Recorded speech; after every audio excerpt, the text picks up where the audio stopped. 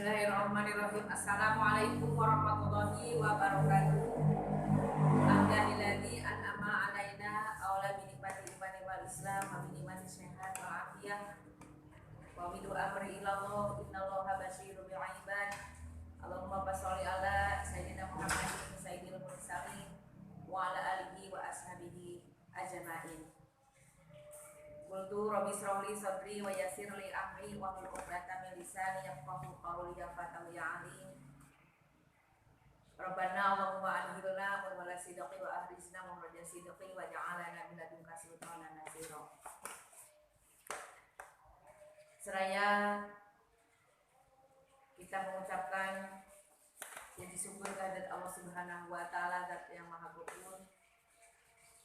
Salawat dan salam tetap Allah limpah curahkan kepada junjungan besar kita Habibana wa Nabiyana Muhammad sallallahu alaihi wasallam, kepada keluarganya, para sahabat, tabi'in dan tabi'at, sehingga sampailah kepada kita semua selaku umatnya di yaumil jajah. Semoga mendapatkan syafaatul uzma. Hadirin wal hadirat yang berbahagia, pada kesempatan pagi hari ini yang alhamdulillah bersahabat dengan suasana yang cerah, kita masih diberi kesempatan oleh Allah Subhanahu wa taala untuk menikmati, sehingga bisa menghirup udara segar, dan semoga dengan kenikmatan yang Allah telah curah limpahkan kepada kita semua, senantiasa bisa mensyukuri atas nikmat tersebut. Dan insya Allah pada kesempatan ini kami sedikit akan mengangkat sejarah tentang bagaimana atau apa alasannya NU berdiri di Indonesia atau di negeri Nusantara tercinta ini. Bapak Ibu yang berbahagia, ormas besar yang ada di Indonesia, bahkan sekarang sudah mancanegara, adalah Nahdlatul Ulama dan Muhammadiyah. Kenapa atau apa tujuan NU didirikan di negeri Nusantara ini? Adalah berlakunya ajaran Islam yang menurut paham ahli sunnah wal jamaah dan bermotif rahmatan lil alamin. Adapun konsekuensinya adalah untuk semata kemaslahatan umat, kesejahteraan, dan keadilan. Harapan besar kita, semoga negeri tercinta ini dengan adanya berdiri Nahdlatul Ulama di Nusantara tercinta ini, baldatur thayyibatin wa rabbun ghafur. Bapak Ibu yang berbahagia, adapun paham keagamaan yang dianut oleh ahli sunnah wal jamaah bersumber daripada Al-Quran, As-Sunnah, Al-Ijma, dan Qiyas. Maka sumber daripada 4 unsur tersebut, alhamdulillahirabbil alamin, NU bisa berjaya di negara tercinta Indonesia. Dan dengan balutan rahmatan lil alamin, paham ahli sunnah wal jamaah semoga tetap jaya sampai akhir nanti, dan para penganutnya atau pengikutnya senantiasa tanggung jawab dan optimis, sehingga mempertahankan nilai-nilai keagamaan yang bersumber daripada Al-Quran, Al-Ijma, As-Sunnah, Al-Qiyas. Dan selanjutnya, adapun untuk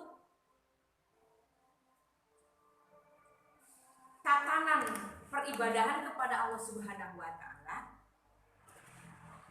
Nahdlatul Ulama yang punya paham ahli sunnah wal jamaah bermotif rahmatan lil alamin adalah mengikuti madhab yang 4. Yang pertama, Imam Syafi'i, Imam Hambali, Imam Maliki, dan Imam Hanafi.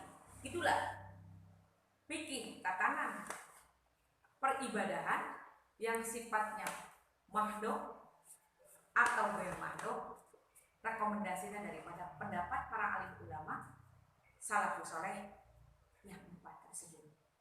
Hanya untuk di negara Indonesia tercinta ini kebanyakan yang menggunakan peribadahannya itu menganut kepada paham Imam Syafi'i. Adapun kitab fikihnya karangan Syekh Imam Nawawi Al-Bantani.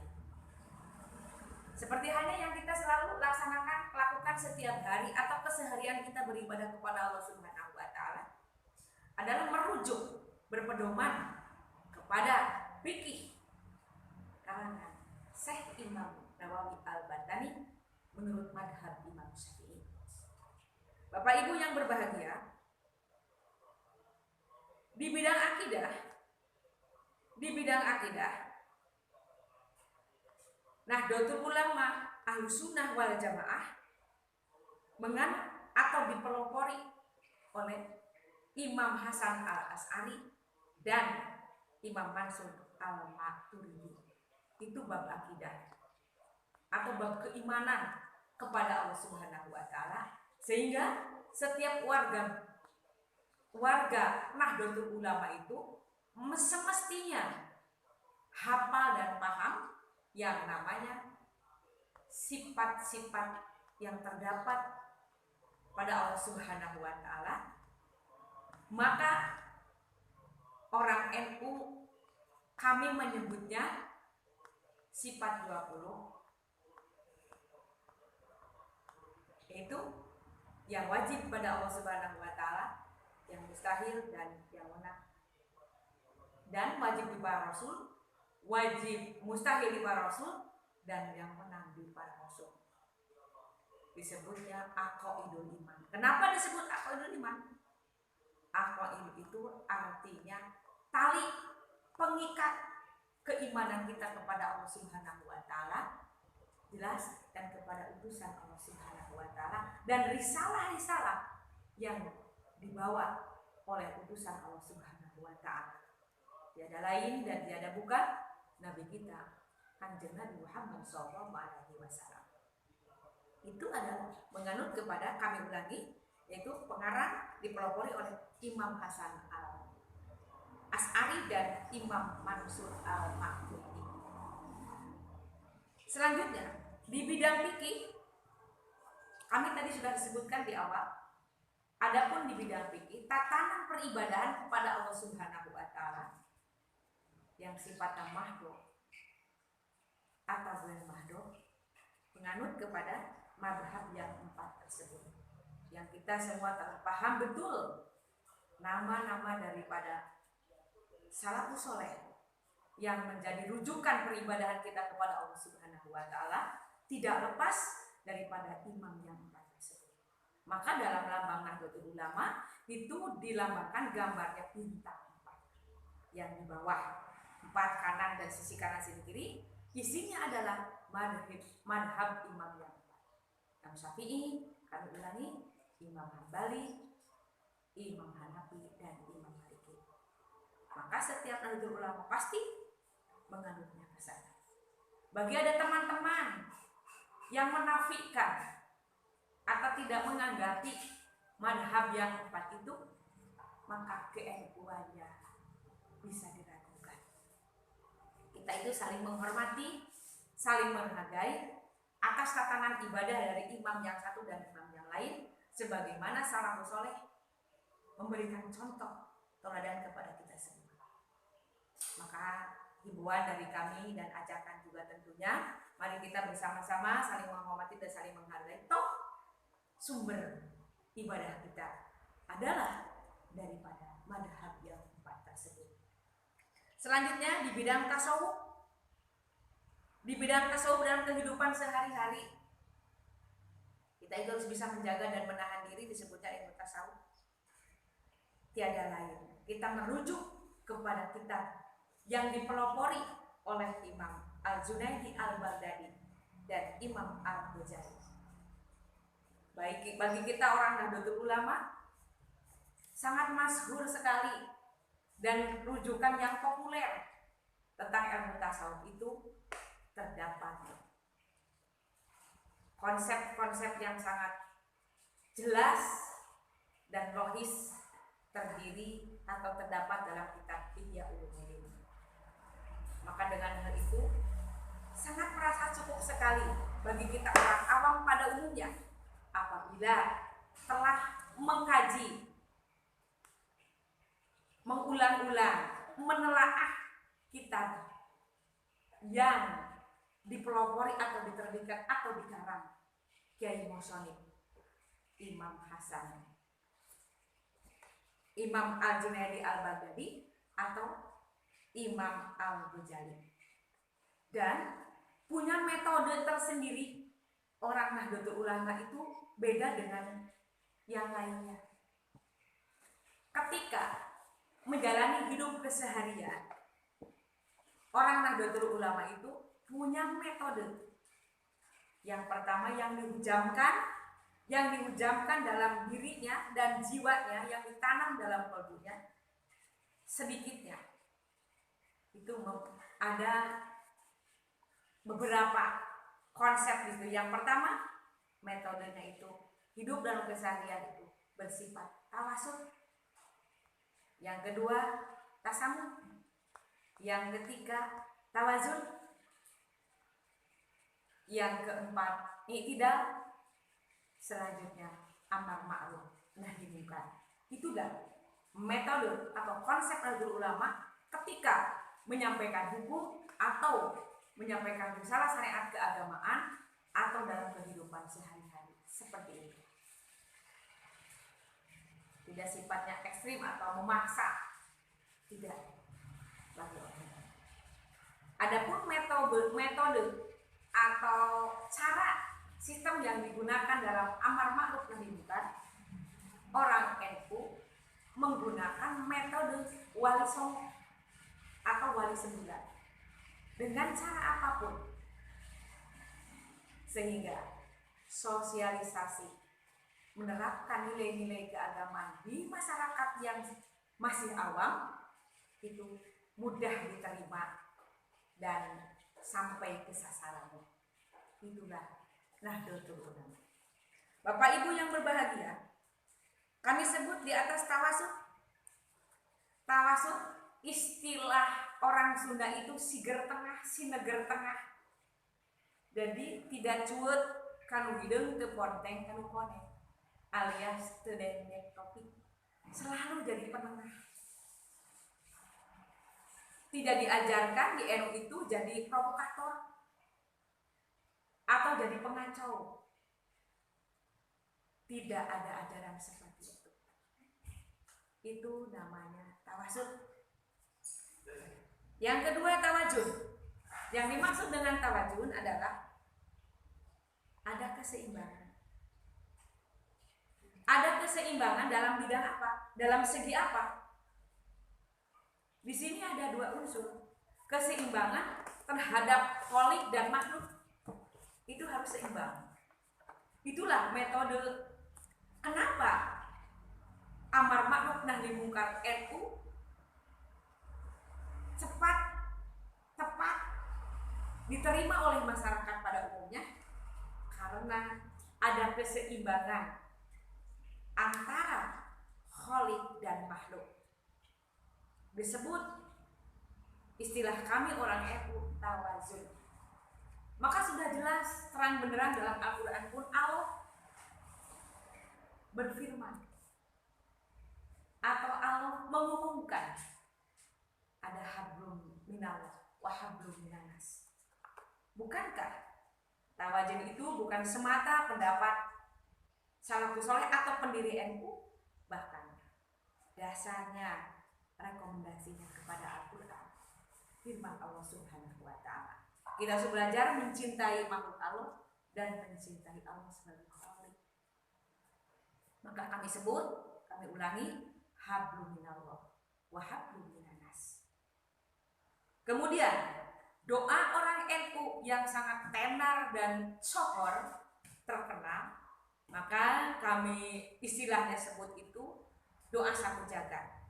Rabbana atina fid dunya hasanah wa fil akhirati hasanah wa qina adzabannar. Artinya isi daripada doa yang disebut doa sapu jagat, hablum minallah wa hablum minannas, karena dunia dan akhirat harus seimbang. Bapak Ibu yang berbahagia, selanjutnya yaitu tasamu. Apa yang dimaksud dengan tasamu? Tasamu sebetulnya itu bahasa Arab. Tasamu itu adalah toleransi. Maka sifat toleransi itu sangat penting dan sangat dibutuhkan, apalagi di negara tercinta Republik Indonesia ini dengan bermacam-macam suku bangsa, agama. Tanpa toleransi atau tanpa tasamu, jelas mustahil Indonesia akan seperti ini dan akan sampai saat ini. Maka dengan diterapkannya tasamu, sifat toleransi, saling menghormati, saling menghargai, alhamdulillahirrabbilalamin, sampai sekarang Indonesia masih berdiri tegak. Semoga harapan kita baldatun thayyibatun warabun ghafur bukan saat ini saja, tapi hari kiamat. Amin ya Allah ya rabbal alamin. Karena ada sifat toleransi. Jangan menjudge seseorang atau menyalahkan seseorang, apalagi sehubungan dengan yang berkaitan dengan keimanan, dengan akidah. Itu jelas sangat sensitif apabila tidak ada toleransi. Karena kita sudah diajarkan oleh Allah Subhanahu wa taala tentang akidah, tentang agama itu lakum dinukum waliya. Kita sebagai manusia dituntut untuk hablum minannas dengan saling menghormati. Artinya agamamu untukmu dan agamaku untukmu. Toh pada ujung-ujungnya di akhirat nanti, wala tajiru wajiratun wizra ukhra. Dosa seseorang kita tidak akan menanggungnya dan sebaliknya. Hadirin yang berbahagia, maka dengan metode sikap tasamu tersebut, insya Allah kita hidup dimanapun, asal di bawah payung atau naungan bendera merah putih, lambang negara kita, insya Allah hidup akan rukun, hidup akan damai, tenang dan aman. Kenapa? Kenapa dalam diri NU, jiwa NU telah dihujamkan yang disebut tasamu. Jangan saling mengganggu, jangan saling mengusik kalau tentang akidah. Hanya kalau kita ditanya, jelas harus kita jawab sesuai dengan keyakinan akidah yang kita anut. Hadirin yang berbahagia, selanjutnya ada amar ma'ruf nahi munkar. Kami telah singgung tadi di atas. Amar ma'ruf nahi munkar artinya memerintahkan kepada kebaikan dan mencegah menolak kepada kemungkaran. Wa insyaallah apabila metode itu sudah digunakan oleh semua warga besar Nahdlatul Ulama, negara tercinta ini tidak akan kacau balau, tidak akan ada yang mengusik kepada ketentuan dan keputusan kita bersama, insya Allah. Karena sudah sepakat kita semua Nahdlatul Ulama dan pendiri NU pun telah mewasiatkan kepada kita semua, sehingga dalam sabdanya Syekhul Masyayikh, Maha Guru besar kita, rujukan orang Nahdlatul Ulama, beliau Kiai Haji Hasyim Asy'ari, sopo wonge sing ngurusi NU, maka sekabeh duriyahe didongaken supaya meninggalnya husnul khotimah. Artinya kita harus komitmen, tanggung jawab besar kepada Nahdlatul Ulama sekaligus pendiri negara tercinta Indonesia ini. Nah, hadirin yang berbahagia, demikianlah yang bisa saya sampaikan pada kesempatan pagi hari ini. Semoga ada manfaatnya. Apabila ada kesalahan dan kekeliruan menyampaikan materi tersebut, kami mohon maaf yang sebesar-besarnya. Wassalamualaikum warahmatullahi wabarakatuh.